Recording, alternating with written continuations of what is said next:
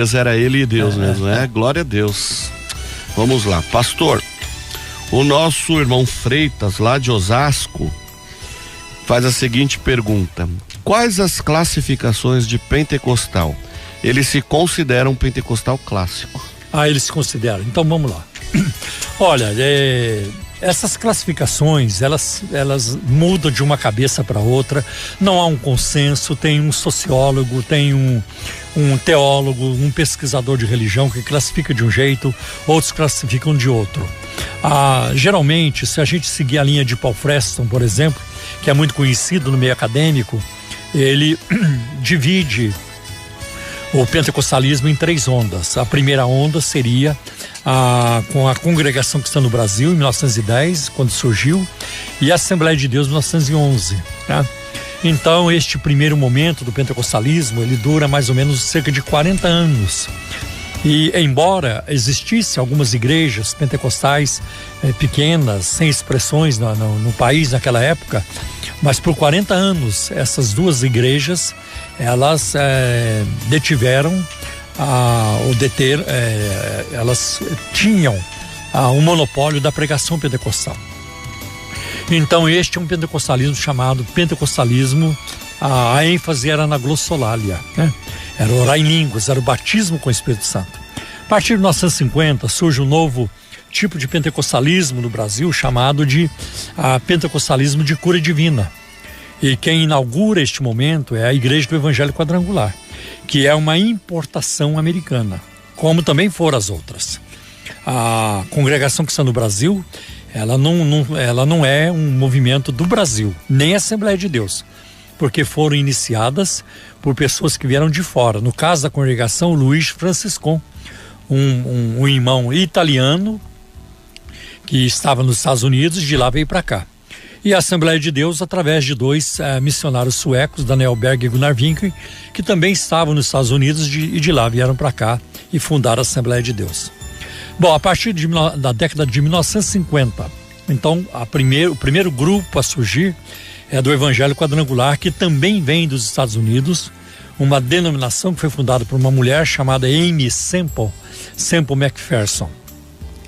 E para cá veio o irmão Boothwright, o Harold Williams, e eles então começaram o Evangelho Quadrangular e deram um nome interessante, a Cruzada Nacional de Evangelização, que era um movimento de tendas, muita ênfase na cura divina, milagres relacionados a curas. Claro que todos eles creem no batismo com o Espírito Santo, no fenômeno, na prática de orar em línguas, falar em línguas, tudo isso, mas a ênfase muito forte é na cura. Depois desse grupo, em seguida nós vamos ver surgir no Brasil, acho que em torno de 1955, a Igreja Brasil para Cristo com o missionário Manuel de Melo. Manuel de Melo tinha sido um diácono na Assembleia de Deus do Belém, na época do pastor Cícero Canudo de Lima, né? E então ele se afasta da Assembleia de Deus e começa um movimento nas ruas, pregando pelas ruas, e teve uma repercussão muito grande. Acabou fundando então a Igreja O Brasil para Cristo. Em 1962 surge uma outra grande igreja pentecostal, eu diria neopentecostal, chamada Deus e Amor. Estamos aí tratando de pentecostalismo de cura divina. Qual é a ênfase do Davi Miranda? É na cura. Conta a benção, irmã. Eu fui curada disso, fui curado daquilo. E a ênfase é nisso, né? Bastante ênfase na cura divina. Bom, e este movimento na sequência, a gente vai ver igrejas tradicionais do Brasil se pentecostalizando. Por exemplo, da presbiteriana, da igreja presbiteriana, saiu a Presbiteriana Renovada. Da Convenção Batista Brasileira saiu a Convenção Batista Nacional. Liderada pelo Enéas Tonini, que seria a expressão pentecostal da Igreja Batista. E da Igreja Metodista saiu a Igreja saiu a Igreja Wesleyana, né? E aí as comunidades foram surgindo, Comunidade da Graça e outras foram surgindo e aí vão crescendo, tá? Grupos tradicionais se pentecostalizando. A partir de 1970, na década de 70, mais precisamente 1977, vai surgir no Brasil um novo tipo de pentecostalismo que muitos chamam de neopentecostalismo, um novo pentecostalismo. A ênfase agora não é tanto no falar em línguas ou na cura divina. A ênfase agora é na prosperidade financeira, é no dinheiro. Por exemplo, eu nunca assisti, nunca vi um pastor da Igreja Universal, orar em línguas. Você já viu? Eu nunca vi. Eu nunca ouvi nem vi o Valdomiro orar em línguas na televisão. Nem pastores dele fazendo isso. Então a ênfase não é nisso. A ênfase é na cura divina, a ênfase é na prosperidade. Como eles falam em dinheiro, como eles falam o tempo todo em dinheiro. E o neopentecostalismo, esse novo pentecostalismo, então surge com a Igreja Universal do Reino de Deus em 1977. Com ele e com R.R. Soares, porque eles são cunhados, né? São cunhados. Romildo Ribeiro Soares é casado com a Madalena, irmã do Edir Macedo. Né? Mas os dois não ficaram juntos por muito tempo.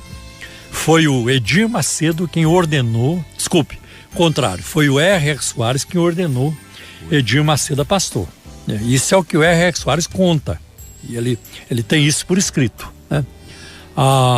Mas os dois não conseguiram ficar juntos, né? E houve um rompimento. E aí o R.R. Soares saiu e em 1980 ele fundou a Igreja Internacional da Graça de Deus, que cresceu bastante. Nunca chegou ao tamanho do que é a Universal, mas cresceu bastante também. Bom, outras dissidências vão surgindo depois. O Valdemiro sai da Universal, e outros grupos vão saindo também. E esse é o neopentecostalismo. Hoje a gente não tem nem mais como classificar. Como é que a gente classifica o Valdemiro Santiago? Ele é neopentecostal? Ou ele pertence à segunda onda, pentecostalismo de cura divina? É meio complicado, né? Ele é neo. Ele é pós-neo. Ele é pós-neo, né? Então, já está além do neo, alguma coisa assim. Então, é muito difícil, porque vão surgindo grupos e mais grupos. Acho que tem um pior, que é esse, é o ultra pós-neo, né? Eu diria, tem muita coisa ruim também no meio de tudo isso, né? Então tá aí a classificação do pentecostalismo, tá bem? Glória a Deus. Eu me julgo pentecostal clássico também, porque a minha formação é assembleana, foi lá que eu conheci o evangelho, a palavra. Então eu nunca... eu saí da Assembleia de Deus, mas a Assembleia de Deus não saiu de mim. Não saiu do senhor? Não, tanto que eu tenho meus amigos lá, eu prego lá no meio deles, eles me chamam, eu vou, não brigo com ninguém, brigo com o diabo, né? Mais ou menos assim. Vamos em frente. Tá tudo certo.